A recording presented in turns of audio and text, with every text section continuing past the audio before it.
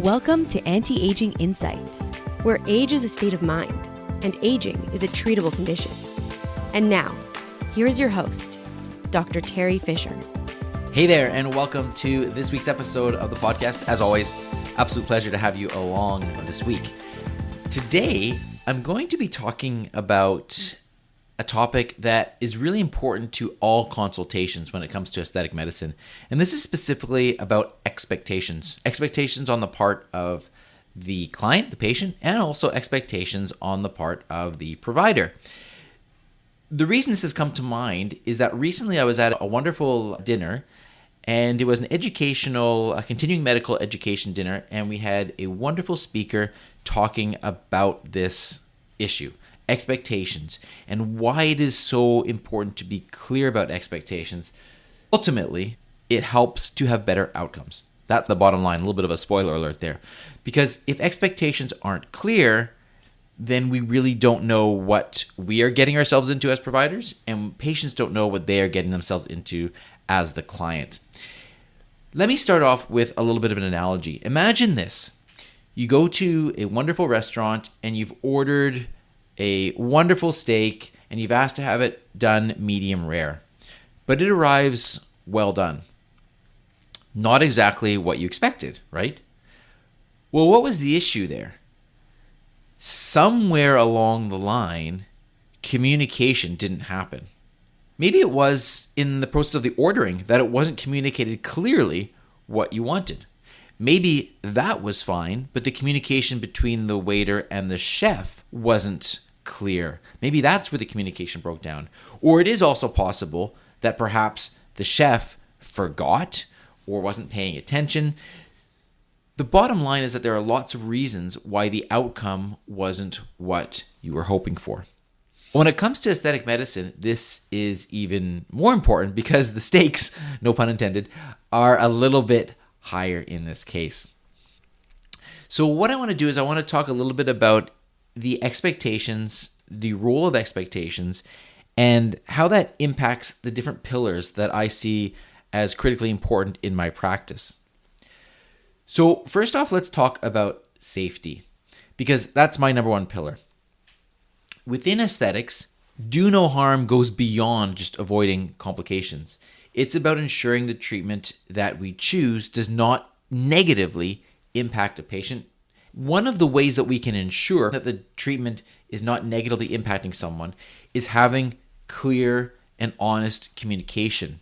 Because, quite frankly, if a client comes to me and they tell me that they want to have some sort of treatment done that I think is not going to be in their best interest, maybe it's something that is out of the realm of what I would consider to be a normal treatment.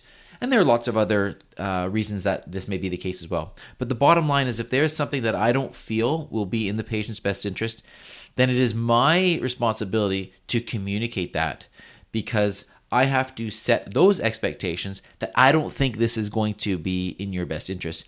And I have to ensure that the client understands that as well. So that's just one example of where that comes into play. When it comes to customized treatments, this is really where the magic happens. Imagine, again, that you went into a barber and you asked to get a haircut, but you didn't tell the barber specifically what you want. Not ideal. And of course, you're going to see a recurring theme here. This comes down to communication. So when a client comes in, this is absolutely essential to getting good results, but also making sure that the results are customized. We have to have a clear conversation about what it is that the client wants. We also have to have a clear conversation about what I realistically can do given the situation.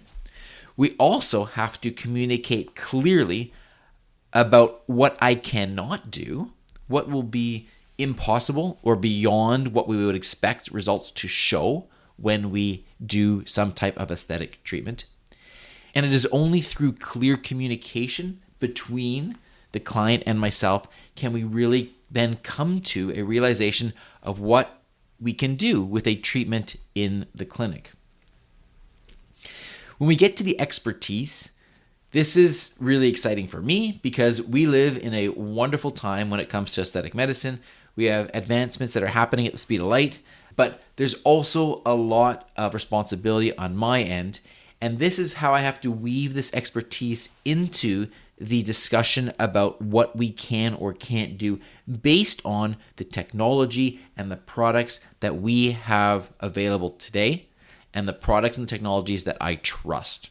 There are always new things coming out, and it's really important that, for me, I stay on top of those, but also that when I'm having these discussions about expectations of what we can and can't do, that I focus them on what is evidence-based and what I know the products and technology will allow for today.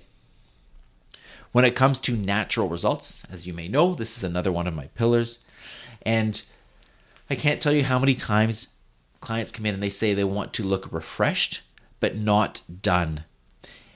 And this, again, goes back to the discussion, the communication about expectations. If the expectation of a client is that they want to look exactly as I described, refreshed, but they don't want it to look overly done, then I love that because that is my goal with my treatments. But it's clear to set that expectation of what that will look like. Because if a client comes in and they're looking for very, very dramatic results, and we don't have a clear communication about that, and in my mind, I'm thinking, I want to make this person look fabulous, but natural and like as if you were photoshopped, but nobody can quite put their finger on what was done. That is the ideal situation in my mind. But again, if somebody's coming in and they're looking for some dramatic improvements, not to say I can't do that, but the expectation comes down to the communication, and that has to be clear between us. And lastly, it all ties into having an enjoyable experience, and that's my fifth pillar. If the expectations are set and we are clear and we know what we are trying to achieve and we know what can be done realistically, what cannot be done realistically, and overall we make the experience as pleasant as possible, then this creates an enjoyable experience for my clients. And that is why these 5 pillars that I speak about quite often, the safety, the customized treatments, the expertise, the natural results, and the enjoyable experiences are so critical to me when it comes to meeting patient-client expectations.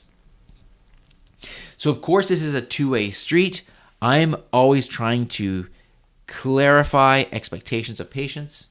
I think it's really important that patients clarify the expectations of the providers as well. I'm always happy to discuss that, answer questions, tell you my thoughts, tell you my feelings about what we can and can't do.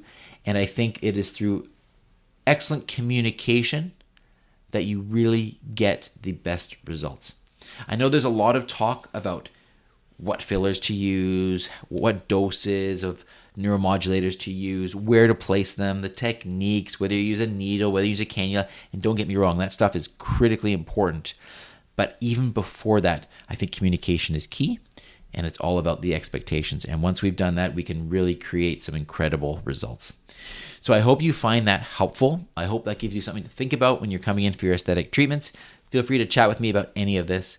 And as a reminder, I want to let you know that I have another daily 1-minute podcast where I look at some of the latest news from around the world in aesthetic medicine. And if you want to check that out, it literally is just about a minute or so each day. And you can access that by searching for the podcast Aesthetic Medicine Minute in your favorite podcast player, and also on Amazon Alexa.